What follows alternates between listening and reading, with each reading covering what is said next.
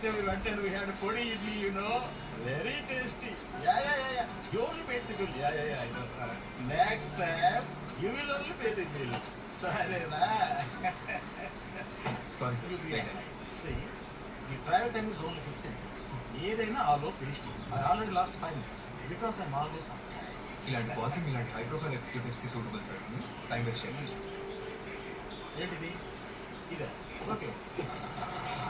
Mister వసన్, మా friend Saravan చెప్పాడని చెప్పి నేను నీకు అపాయింట్మెంట్ ఇచ్చాను. నిజం చెప్పాలంటే నేను అసలు ఇన్సూరెన్స్ తీసుకోను. I don't consider this is the same set all. అర్థమైంది సార్. ఇందులో సేమ్ స్కీమ్ కూడా ఉంది. కావాలంటే ఒకసారి చెక్ చేద్దాం. మీ వయసు ఎంత సార్? 47. 40. మీ వైఫ్ ఏజ్ ఎంత సార్? చెప్పండి సార్. 44. పిల్లలు? మిస్టర్ వసన్, మీకు ఇన్సూరెన్స్ గురించి ఏం కావాలన్నా నేను నేర్పిస్తాను. అందుకని నాలాంటి వాటితో ఇన్సూరెన్స్ చేయించాలని ఆలోచించండి. పిల్లలు ఏజ్ ఎంత సార్? అమ్మాయికేమో 15, అబ్బాయికి 12. Mister వసన్, don't waste my time. అర్థమైంది సార్. ఇది క్యాల్కులేట్ చేసి మీకు కరెక్టా కాదని ఇప్పుడే చెప్పేస్తాను. మంత్లీ శాలరీ ఒక 1,00,000 వేసుకున్నా? 1,00,000 వేయమంటారా సార్? 2 lakhs వేసుకో. 2 lakhs.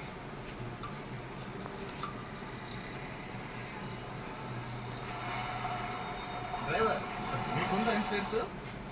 నన్నేనా సార్ మీరు అడిగేది? నిన్ను కాకుండా మరి ఇన్సూరెన్స్ ఏజెంట్ అడుగుతానా? నిన్నేనా అడిగేది?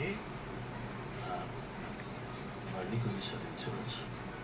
కారు కాదయ్యా, నీకుందా లేదా ఇన్సూరెన్స్? పోలీసులు పట్టుకుంటే బండికి ఇన్సూరెన్స్ ఉందా నన్ను లైసెన్స్ చూపించమంటారు. మిస్టర్ రోషన్, ఇలాంటి వాళ్ళతో మీరు ఇన్సూరెన్స్ చేయించాలి. అది వదిలేసి ట్రైంగ్ టు సెల్ ఇట్. 2 నిమిషాలు క్యాల్కులేషన్ అయిపోతుంది సార్. ఓకే. తమ్ముడు డ్రైవర్ సార్, కారుకి యాక్సిడెంట్ అయితే మీ ఓనర్ ఇన్సూరెన్స్ క్లెయిమ్ చేసి డబ్బులు తీసుకుంటాడు. నీకేమన్నా అయితే నీ కుటుంబం ఏమవుతుంది? నా పిల్లం ఇడ్లీ బండి నడుపుతుంది సార్. దాంతో ఇలా వెలిగేస్తుంది. నిన్ను పెళ్లి చేసుకుని ఏంటయ్యా ప్రయోజనం? ఏమీ లేకుండా చేసి వెళ్ళిపోతే ఊరంతా ఏమంటారు? ఎప్పుడూ అలాగే మాట్లాడుతున్నారు సార్. మిస్టర్ వసన్, ఇలాంటి వాళ్ళని పట్టుకోండి. వీళ్ళకి ఇన్సూరెన్స్ అంటే ఏంటో అర్థమయ్యేలాగా చెప్పండి. అది వదిలేసి your trying to convince me. Calculate చేసి చూసాను సార్. ఎంత? ఒక 6 కోట్లు వస్తుంది. శివ 6 కోట్ల?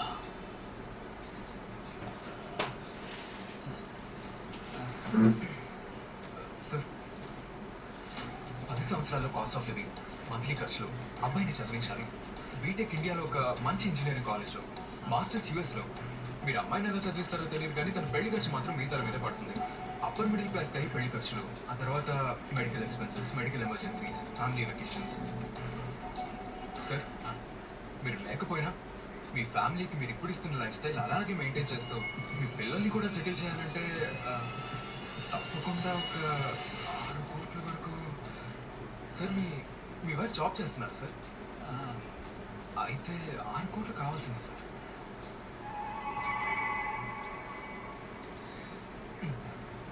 ఇది చూడండి. ఇవన్నీ నాకెందుకు చూపిస్తున్నారు?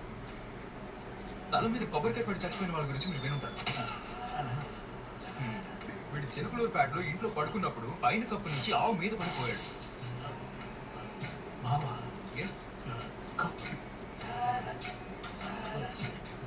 వీడు ఐటీ కంపెనీలో 14వ ఫ్లోర్లో గ్లాస్ కిటికీ అసలు పగలదని డెమాన్స్ట్రేట్ చేస్తున్నప్పుడు అది మీద పడి చచ్చిపోయాడు సార్.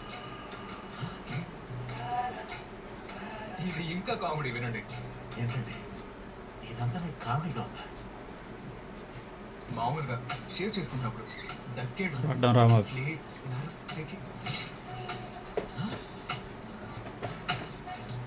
ఇవన్నీ నాకెందుకు చెప్తున్నారండి?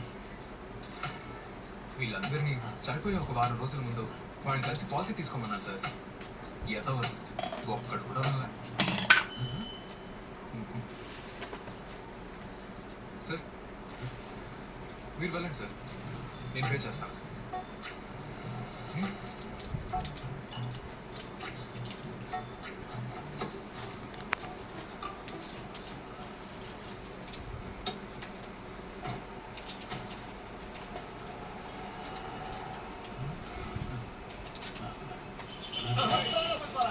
సార్ జాగ్రత్త సార్.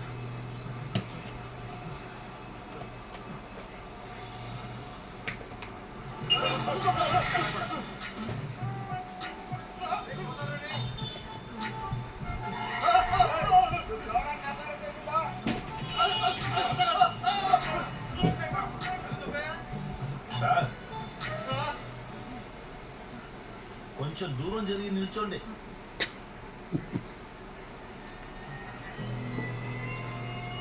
టెంకాయ టెంకాయ.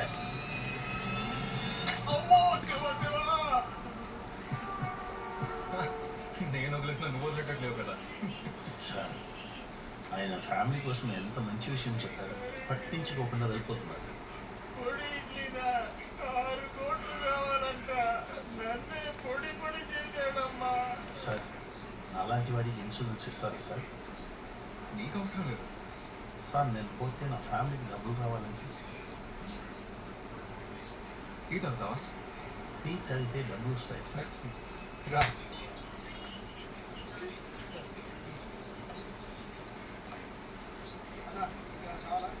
మళ్ళీ ఎంత సేవ్ చేస్తావు? సేవింగ్స్ సంపాదించేది అంతా ఖర్చులకే సరిపోతుంది సార్. ముందు డబ్బులు సేవ్ చేసి నాకు ఫోన్ చేయి, అప్పుడు చెప్తాను ఏం చేయాలి. సేవ్ చేయాలా? సేవ్ చేయాలంటే ఖర్చులకు మించి సంపాదించాలి కదా మనం. జీతం రావడానికి ముందే ఖర్చులు లైన్లో నిల్చుంటున్నాయి కదా. ఎక్కువ సేవ్ చేయాలంటే బాగా సంపాదించాలని ఎవరు చెప్పారు నీకు? మరి ఇంకెలా సార్? ఇప్పుడు నేను నీకు ఒక 2,000 ఇచ్చాను అనుకో, ఎలా ఖర్చు పెడతావు? 2,000 రూపాయలు. దేవుడి గుండిలో 500 రూపాయలు ఇస్తాను. తర్వాత కారుకి ఒకటి, ఇంటికి ఒకటి, 2 ఉండిలు ఉన్నాయి. ఇందులో 500, అందులో 500 ఇస్తాను. మిగతా 500 చేతి ఖర్చులకు ఉంచుకున్నాను. ఎలా సేవ్ చేస్తావని అడగలేదు, ఎలా ఖర్చు పెడతావని అడిగాను. అది ఒక్క రోజులో. ఖర్చా బట్టలు అవి కొంటాను, కానీ దీపావళికి ఇంకా 6 నెలలు ఉంది. స్వీట్ హార్ట్ కొని చెప్తాను. 2,000 రూపాయలకి స్వీట్ హాట్ కొంటావా? మీ ఇంట్లో వాళ్ళు ఏమి ఇష్టపడతారు? వాడికి ఏమిస్తే హ్యాపీగా ఫీల్ అవుతారు? నా బంధువుల దగ్గర 10,000 అప్పు చేశాను సార్. అది తీస్తే చాలు, నా పిల్లలు హ్యాపీ అవుతుంది. ఇంతకు ముందు కారు నుంచి దిగెళ్ళాడు కదా, అవును. ఆయన కప్పే 2 కోట్లు ఉంది. 2 కోట్ల? అందరూ చూడడానికైనా గేటెడ్ కమ్యూనిటీలో విల్ల, కారు, కోటు, సుట్టు అంతా, కానీ మొత్తం అప్పులే. నువ్వు అన్నావు కదా, నువ్వు పోతే నీ పిల్లం ఇడ్లీ బండి పెట్టుకుని ఎలా అయినా బతికేస్తున్నది. కానీ వాడి ఫ్యామిలీ మొత్తం రోడ్డు మీదకి వచ్చేస్తుంది. అని డబ్బు పెట్టుకుని ఎలా సార్ ప్రశాంతంగా ఉంటున్నారు? అలవాటు అయిపోద్ది. ఎక్కువ డబ్బు కావాలంటే ఎక్కువ సంపాదించాల్సిన అవసరం లేదు, ఎక్కువ అప్పు చేయాలి. ఓహో, అలాంటి వాళ్ళని నమ్మి ఈ కాలంలో ఎవరు చదివిస్తారు? స్వీట్ హాట్ టిఫిన్ 200 దాటని మీకు 2,000 అప్పు వేస్తారు.